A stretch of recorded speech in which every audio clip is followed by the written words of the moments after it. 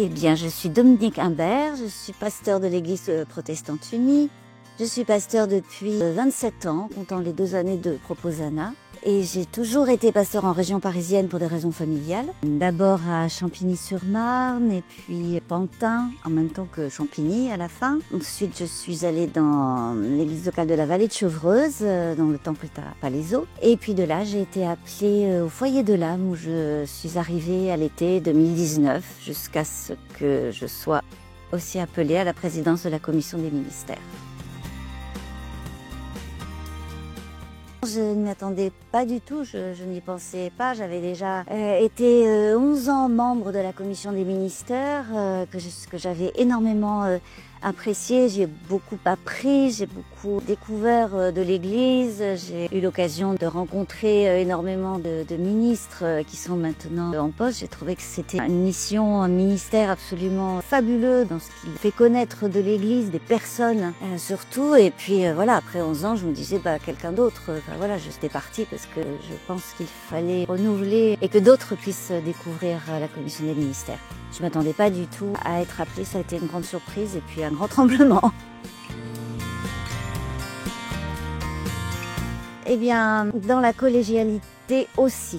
C'est-à-dire que la commission des ministères a un certain nombre de missions qui lui sont confiées par le synode. Il me semble que, en ce qui concerne la présidence, il s'agit de veiller à ce que ces missions soient bien accomplies, de veiller à ce que la commission ait les moyens de remplir sa mission, de veiller à ce qu'elle reste attentive aux étudiants, aux personnes que nous sommes amenés à rencontrer, à écouter, à discerner. Et puis aussi sur le volet de la réflexion sur les ministères pastoraux, je pense que la commission des ministères va être sollicitée avec le synode et les décisions qui sont prises à 7. Donc il y a beaucoup de choses sur lesquelles veiller, accompagner, suivre. Premièrement les personnes, mais aussi voilà les processus, les différents acteurs, conseils presbytéraux, conseils régionaux. Enfin, voilà, il y a une grande diversité d'interlocuteurs.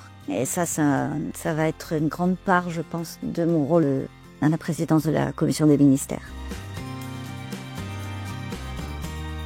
Alors il y a des évolutions qui ont commencé il y a très longtemps, par exemple sur la présence des femmes dans le corps pastoral et maintenant c'est vraiment une présence plus importante que celle des hommes. Je n'ai pas exactement tous les chiffres en tête là.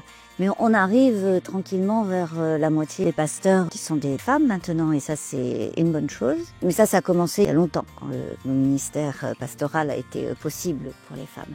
Et puis d'autres évolutions peut-être plus récentes, même si elles ont peut-être déjà une dizaine, une quinzaine d'années, les étudiants sont de plus en plus âgés. C'est-à-dire qu'il s'agit de personnes qui ont déjà une carrière professionnelle et qui ont souhaité se mettre au service de l'Église. Et donc ce sont des étudiants plus âgés qui ont d'autres bagages que simplement des études, qui ont été formés dans ce qu'ils ont fait précédemment, comme dans leur métier. Donc il s'agit aussi d'être attentif à cet accompagnement-là, selon ce qu'ils ont fait. Et puis aussi, deuxième évolution, il y a une grande diversité d'origines. Ils ne sont vraiment pas tous issus du protestantisme luthéro-réformé, loin de là. Et là aussi, ça demande une vigilance, un accompagnement, beaucoup d'explications pour comprendre ce qu'est l'Église unie, leur communiquer l'esprit, leur donner le goût de cette manière particulière d'être protestant et d'être ministre dans cette Église-là.